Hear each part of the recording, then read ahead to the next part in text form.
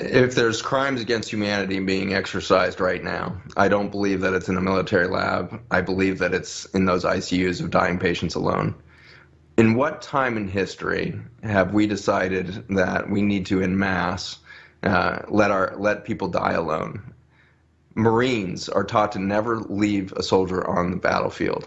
Marines will literally charge into machine gun fire, into rocket fire, to go grab that injured soldier so that they don't die alone in enemy hands. What level of fear have we induced in mankind that we are letting our revered elderly and our young people who are dying from these conditions die alone? It is worse than rocket fire. It is worse than this. And we've generated that level of fear around a virus that looks to have a mortality similar to flu.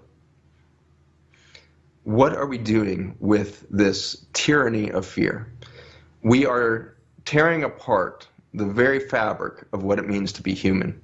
There's an innate drive in us to stay connected, to stay in one another's presence, to have fellowship with one another. It's written into our Constitution that you will not block public gatherings. You will not block the ability for us to get together and practice our spiritual faith, to practice our spiritual experience. And if anything is a hallowed ground of spiritual environment, it is the birthplace of a child and the birthplace of an elder person about to transition to the other side. There are two births that happen to humankind, and the first, of course, must be extraordinary. If we could remember it all, how amazing would it have been? When you are in the womb of your mother, you can hear sounds muffled, and you can hear the voice of your family members. You can hear the bark of a dog. You can hear the closing of a door. It's muffled, but you can hear it.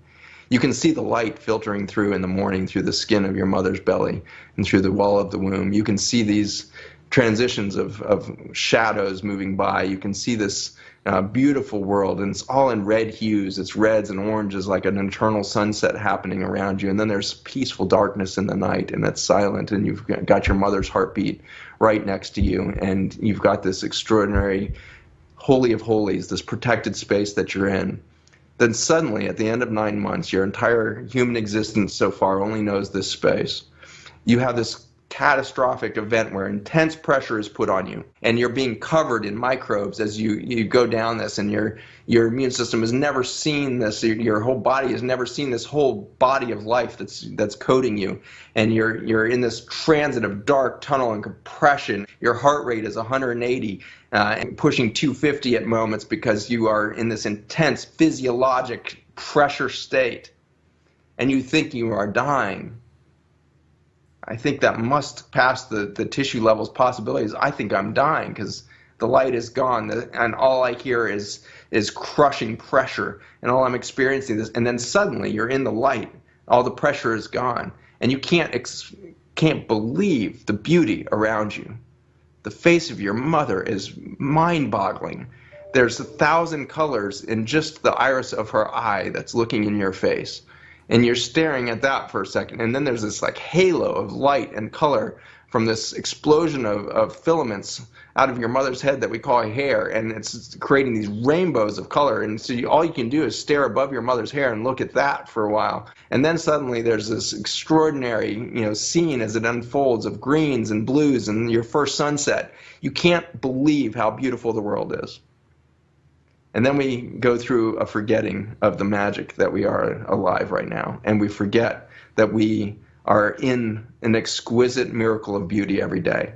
And we are dumbed down to an existence of drywall box with no microbiome diversity into an off-gassing plastic car that off-gasses cyanide and micro toxins into the environment. And we show up in an office building in carpeted cubicles that off-gas carcinogens all day long, and then we go to a grocery store and pick up a bunch of food that was treated with carcinogens before it was harvested, and then we go home and we sit around blue light devices that reset our and screw up our circadian rhythms, and we get depressed and we get disconnected, and then we go through this extraordinary event.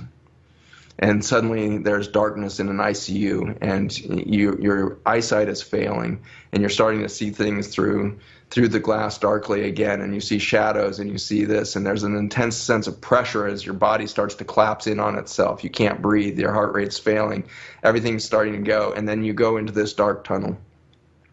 You can hear voices perhaps, and you have this overwhelming sense of biology is being crushed into oblivion right now.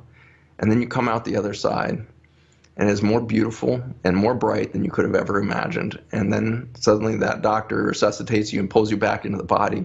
And you tell that doctor, it's so much prettier on the other side. I'm ready to go. I'm ready to rebirth.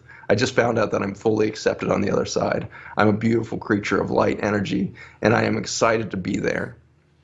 The danger that we have right now is not a virus. The danger that we have right now is that we have sterilized ourselves from death.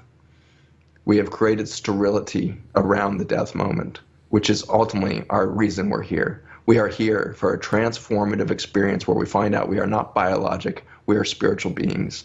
We are light beings. We are spiritual beings trapped in a biologic shell for a moment. And we have learned to fear all of that.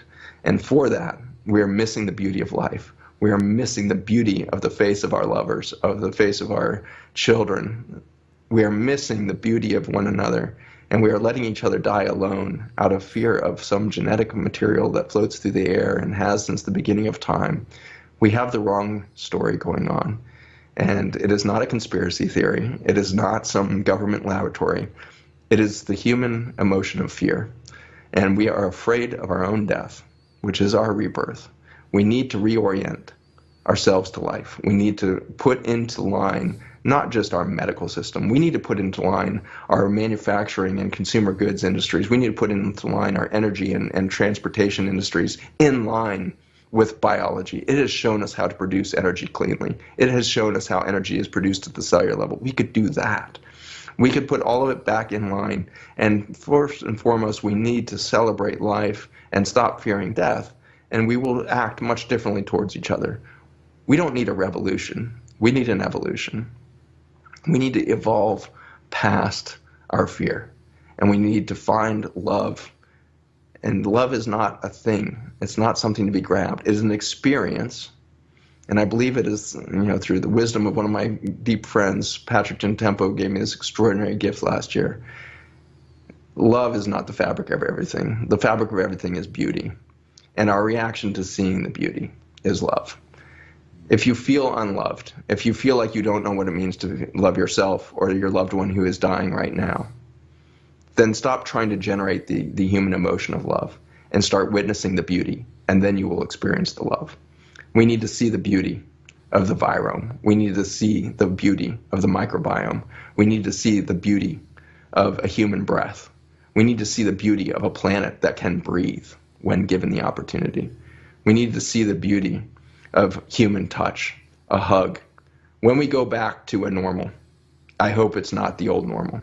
We need to find a new normal in these coming weeks. When they say you can go back to your normal activities, do not go back to your normal activities. Act much differently. See the beauty everywhere. Engage with the beauty, most of all in your fellow humanity.